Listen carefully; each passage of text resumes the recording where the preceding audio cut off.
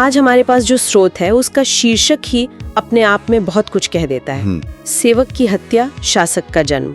मतलब ये बहुत सीधा, बेबाक और सच कहूं तो थोड़ा परेशान करने वाला भी है। बिल्कुल, ये कोई आम सेल्फ हेल्प गाइड तो बिल्कुल नहीं है। ये सीधे सीधे शक्ति और आत्मविश्वास के मनोविज्ञान पर बात करता है। और इसका नजरिया भी काफी हद तक मैकियावेली से प्रेरित लगता है। हाँ बिल्कुल, इसका जो मूल तर्क है वो ही यही है कि शक्ति सबसे काबिल इंसान को नहीं मिलती, बल्कि उस इंसान को मिलती है जो सबसे ज्यादा निश्चित, सबसे ज्यादा ठोस दिखता है। सही कहा, जो सबसे ज्यादा कॉन्फिडेंट लगता है। तो आज की हमारी चर्चा इसी पर होगी कि यह स्रोत किसी व्यक्ति को मतलब अपनी हिचकिचाहट और दूसरों की मंजूरी की जरूरत से निकालकर एक प्रभावशाली व्यक्तित्व में कैसे बदलता है। चलिए इस दिलचस्प और शायद थोड़े विवादित नजरिए को खोलकर देखते हैं। बिल्कुल, तैयार हूँ। तो सबसे पहला और जो बुनियादी विचार है वो है आंतरिक सेवक का। ये है क्या?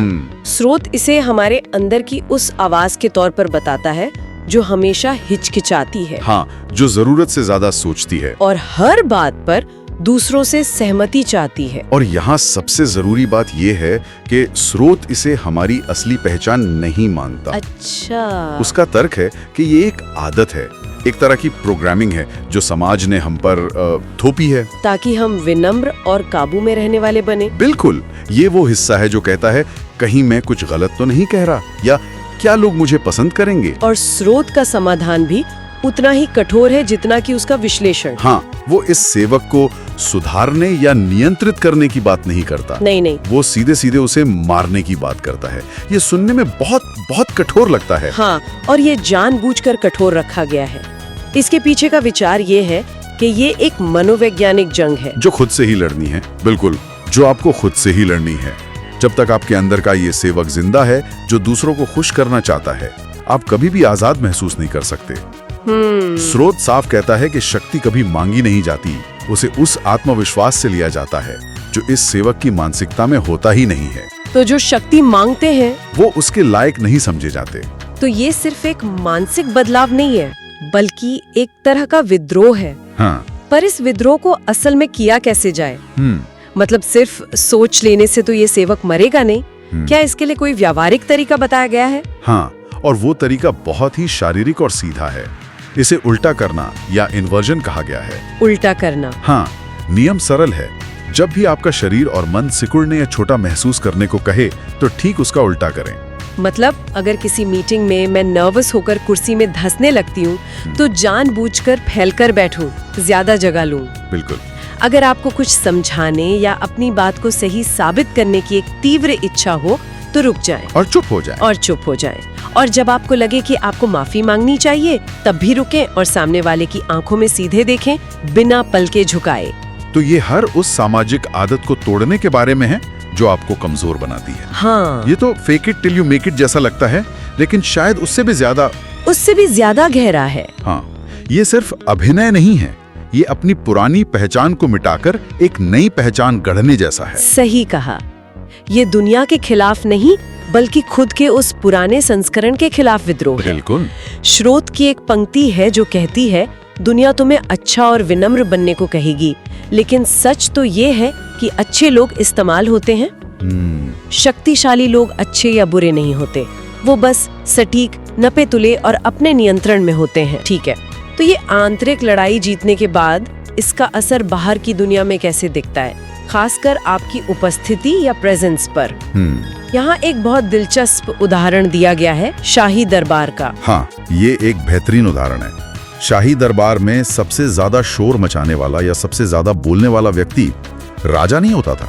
अच्छा। असली शक्ति अक्सर उस व्यक्ति के पास होती थी जो कोने में चुपचाप बैठा सब कुछ देख रहा होता था, क्योंकि उसकी चुप्पी में एक वजन था। बिल्कुल, जब वो बोलता था तो सब सुनते थे, क्योंकि उसके शब्द गिने चुने और जरूरी होते थे। तो मौन यहाँ सिर्फ चुप रहना नहीं बल्कि नियंत्रण का एक हथियार है। बिल्कुल, ज्यादा बोलना आपको प्रिडिक्टेबल बना देता है। आप अपनी कमजोरियां, अपनी असुरक्षाएं सब जाहिर कर देते हैं। हाँ, लेकिन एक शांत व्यक्ति हमेशा खतरे की तरह महसूस होता है, क्योंकि कोई नहीं जानता कि उसके दिमाग में क्या चल रहा है। तो ये एक रणनीति है।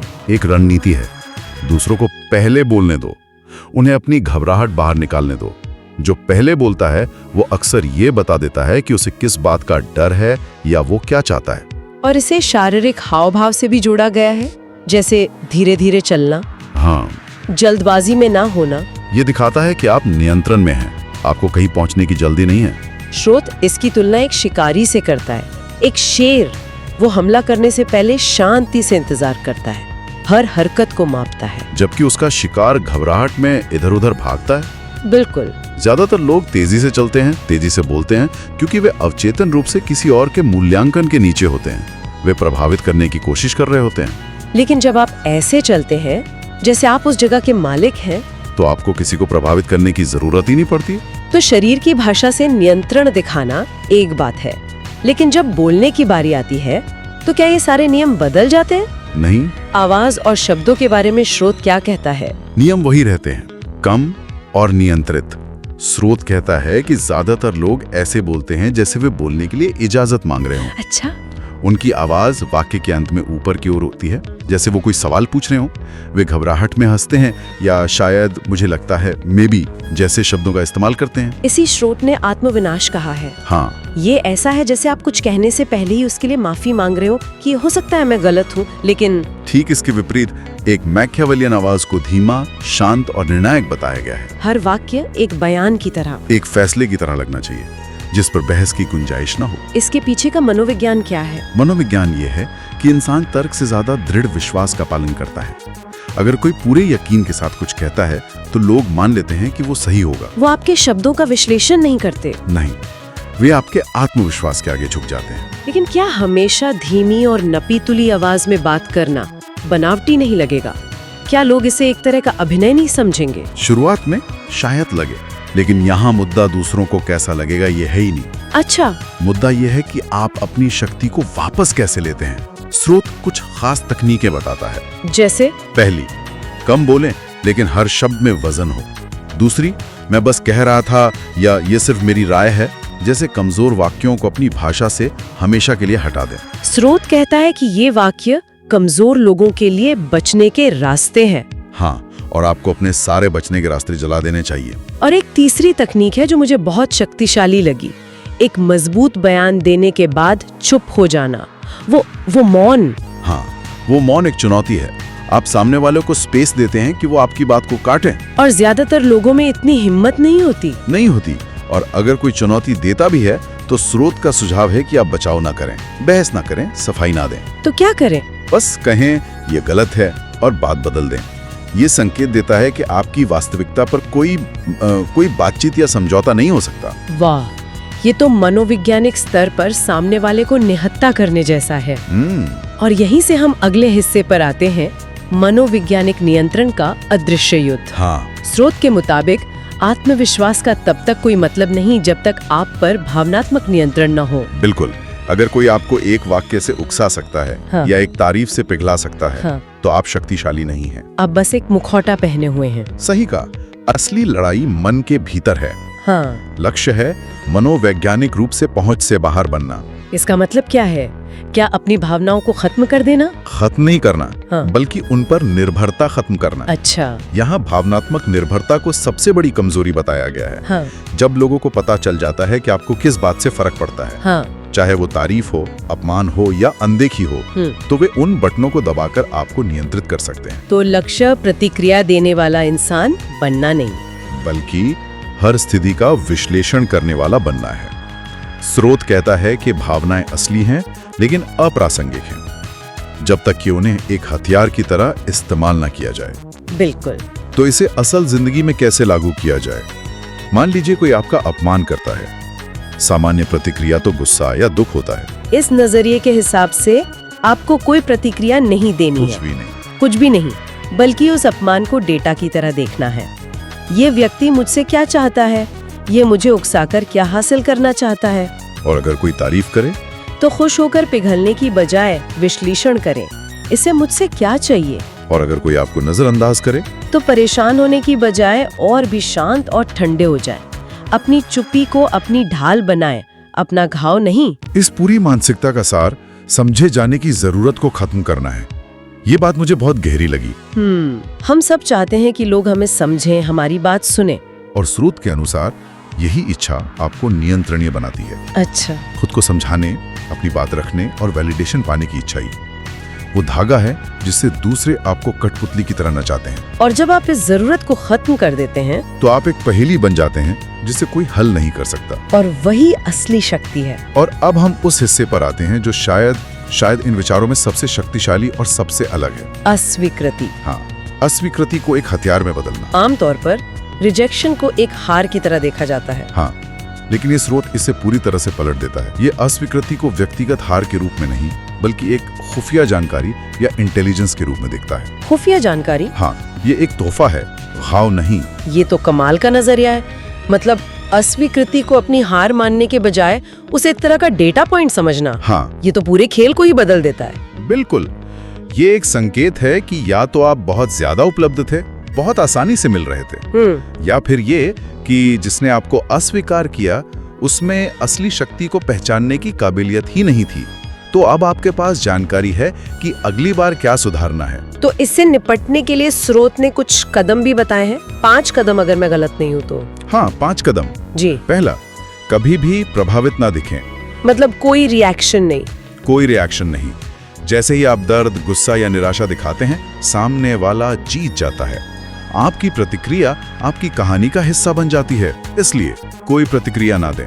और दूसरा, अपनी उपस्थिति को एक हथियार की तरह वापस ले लें। अचानक से उनकी दुनिया से गायब हो जाएं। बिल्कुल। आपकी अनुपस्थिति आपके किसी भी शब्द से ज्यादा असरदार होनी चाहिए। उन्हें आपकी कमी का एहसास होने दें। तीसरा, व्यक्तिगत कदम है, कहानी को फिर से लिखें। हाँ, आपको अस्वीकार नहीं किया गया, बल्कि आपने खुद को उस खेल से बाहर कर लिया जो आपके लिए बहुत छोटा था। सही कहा। ये उनके लिए नहीं, आपके अपने दिमाग के लिए है, ताकि आप शक्ति की स्थिति में रहें। और चौथा कदम है अस्वीकृति को नियंत्रण में बदलें। अब आप जानते हैं कि कहाँ कमी थी। अपनी कीमत इतनी बढ़ाएं, खुद पर इतना काम करें कि जिन्होंने आपको नजरअंदाज किया था वे भविष्य में आपका नाम लेने में भी हिचकिचाएं। और 5वां और अंतिम कदम है अपनी वापसी को हथियार बनाएं। यहाँ बदला लेने की बात तो नहीं हो रही है? नहीं, बिल्कुल नहीं। बदला लेना भावनात्मक और कमजोर लोगों का काम है। तो लक्ष्य क्या है? लक्ष्य इतना शक्तिशाली बनना है कि बदला अप्रासंगिक हो जाए, उसकी जरूरत ही न पड़े। आप तब वापस आएं जब आपकी सफलता इतनी स्पष्ट हो, इतनी ऊंची हो कि उसे नजरअंदाज करना नामुमकिन हो। उस वक्त कुछ कहने की जरूरत नहीं पड़ती। कुछ भी नहीं, आपका अस्तित्व ही उनका जवाब होता है। ये एक खामोश, स्थायी और शानदार नियंत्रण है। तो कुल मिलाकर ये स्रोत आपको बदलने का एक पूरा नक्शा देता है। हाँ। दूसरों की मंजूरी खोजने वाले सेवक से एक ऐसा शासक बनने तक जो खुद अपने मानक तय करता है। इसका लक्ष्य सबका पसंदीदा बनना नहीं है, बल्कि एक ऐसा इंसान बनना है जिसे कोई भूल ना पाए, जिसके कमरे से जाने के बाद भी उसकी उपस्थिति महसूस होती रहे। बिल्कुल। इस पूरी चर्चा का सार एक ऐसी पहचान बनाना है जो अटूट हो, शांत, ठंडी और हर कदम का हिसाब रखने वाली। और जब किसी को भावनात्मक रूप से हिलाया नहीं जा सकता तो वो प्रिडिक्टेबल नहीं रह जाता। और इस स्रोत के मुताबिक यही बात आपको खतरनाक और शक्तिशाली बनाती है। हाँ, आप एक ऐसा हथियार बन जाते हैं जिसे कोई नियंत्रित नहीं कर सकता। सही कहा। ये सब सुनने के बाद एक विचार मन में आता है जिस पर आगे सोचा जा सकता है। बताइए। ये स्रोत शक्ति और नियंत्रण का एक बहुत ही साफ, भले ही थोड़ा क्रूर रास्ता दिखाता है, लेकिन उस आंतरिक सेवक को पूरी तरह से खत्म करने की क्या कीमत चुकानी पड़ सकती है? वो हिस्सा जो शायद दूसरों से जुड़ना चाहता है, समझा जाना चाहता है, सहानुभूति रखना चाहता है। क्या अछूत और अनियंत्रित बनने की इस कोशिश में इंसान अपनी मानवता का ही कोई जरूरी हिस्सा खोने का जोखिम उठाता है?